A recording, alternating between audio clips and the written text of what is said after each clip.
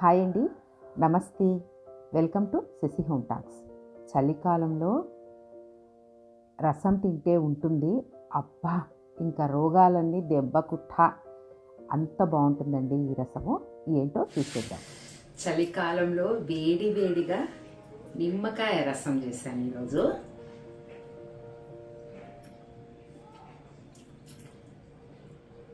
Super. అంతే ఈరోజు నేను ఘాటు చూడండి ఎలా వస్తుందో. ఈరోజు బూందీ నంచుకొని తింటున్నాను. ఈ లెమన్ రసాన్ని ఎలా చేసుకోవాలో చూపిస్తాను, ఓకేనా? వన్ మోర్ ముద్ద. ట్రై దిస్ రెసిపీ, చాలా చాలా బాగుంటుంది. అలా ఎక్కువసేపు పట్టదు, నిమిషాల్లో చేసేసుకోవచ్చు.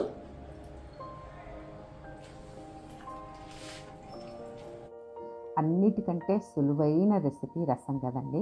అయితే ఈ రసాన్ని చాలా విధాలుగా చేసుకోవచ్చు. చలికాలంలో సిట్రస్ బాగా తీసుకోవాలి, సిట్రిక్ యాసిడ్ పదార్థాలు ఉండే పదార్థాలు బాగా తీసుకోవాలి కదా. నిమ్మకాయ రసం చేసి చూపిస్తాను. మొదటగా ఒక 2 టమాటోస్ తీసుకున్నాను. నలుగురికి చారు చేసుకోవచ్చు ఈ క్వాంటిటీతో. కొంచెం కొత్తిమీర, కొంచెం కరివేపాకు, అన్నిటినీ కడిగేసి తరిగి పక్కన ఉంచుకోవాలి. టొమాటోలని సన్నగా అంటే పలుచగా కట్ చేసుకొని పెట్టుకోండి, మనకు రసం కూడా చాలా ఫాస్ట్గా అవుతుంది. స్టవ్ వెలిగించేసి ఒక పాత్ర పెట్టాను. మనకు అనుకూలంగా ఉండే ఏ వెజలైనా పెట్టుకోండి. అందులోకి కొంచెం నెయ్యి వేశాను. అందులోకి ఆవాలు, జీలకర్ర, ఎండుమిరపకాయ ఒకటి తుంచి వేశానమాట. నెయ్యితో ట్రై చేయండి, రెసిపీ ఇంకా అదిరిపోతుంది. ఇప్పుడు రోట్లోకి 1/2 స్పూను జీలకర్ర, 1/2 స్పూను మిరియాలు, 5-6 మెంతి గింజలు, 1 స్పూను ధనియాలు, వీటినన్నిటిని పచ్చివే బాగా రోట్లో దంచేసేయండి. బాగా కొట్టండి, పొడి అవుతుంది. ఎంత బాగుంటుందో ఇంకా అస్సలు మనకున్న వరం అండి. రసం కనిపెట్టడం మన పెద్దవాళ్ళు చేయడము మన పుణ్యం. అంత బాగుంటుంది ఈ రసము. కడుపు నిండా చలికాలంలో రసమన్నం తిన్నా కూడా ఏమీ కాదు. ఎటువంటి రోగాలైనా హార్మ్ఫట్ అంతే. ఈ రసము మింగేస్తుంది అన్నమాట రోగాలని. ఆ తర్వాత ఈ పొడిని కూడా అందులో వేసేసి, తిరగబాతలో కరివేపాకు కూడా వేసేసి, ఇంకా టొమాటోలని కూడా వేసేసి కాస్త అలా వేయించండి, అంతే. ఇప్పుడు తగినన్ని నీళ్ళు, మీకు రసానికి ఎంత కావాలో అన్ని నీళ్ళు వేసుకోండి. అన్నంలో కాకుండా గ్లాసులు తాగేస్తాము అనుకుంటే దండిగా నీళ్లు వేసి రసం చేసుకోండి.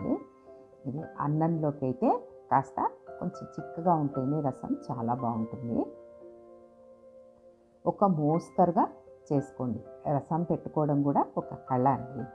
రసం ఎంత బాగా చేస్తే ఆ ఇల్లాలు అంత మంచిగా వంట వండుతుంది అని చెప్తారు. ఇప్పుడు టమాటోలు ఆ తొక్క ఉంటుంది కదా, అది ఊడి రావాలి, అప్పుడే టొమాటోలు ఉడికినట్టు లెక్క.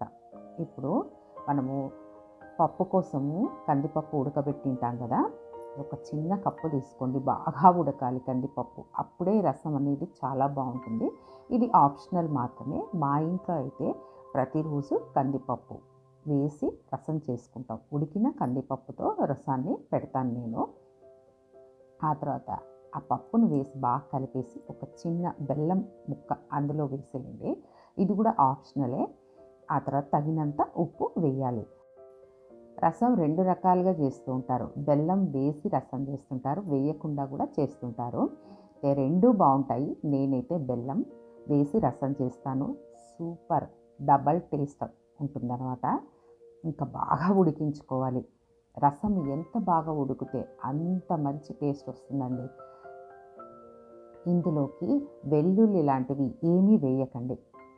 ఆ తర్వాత ఆఖరణ కొత్తిమీర వేసేసి ఇంకా నిమ్మకాయని పిండుకోవాలి. అయితే స్టవ్ ఆఫ్ చేసి నిమ్మకాయ పిండేసేయండి. నిమ్మకాయ కూడా మనము రసం పుల్లగా కావాలి అంటే కాస్త ఎక్కువగా పిండుకోవచ్చు, మోడరేట్గా అంటే కొంచెం చూసి పిండుకోవాలి. నిమ్మకాయ రసం పిండిన తర్వాత ఇంకా వేడి పెట్టకూడదు అనమాట. Stove off చేసేసాలి. ఆఫ్ చేసి నిమ్మకాయ పిండేసాను. రసం రెడీ అయిపోయింది. చూసారు కదా, నిమ్మకాయ రసాన్ని ఎలా చేసుకోవాలో చూపించాను. ఈ విధానం మీకు నచ్చినట్లయితే లైక్ చేయండి, షేర్ చేయండి, సబ్స్క్రైబ్ చేసి బెల్ ఐకాన్ని క్లిక్ చేయండి. Thank you.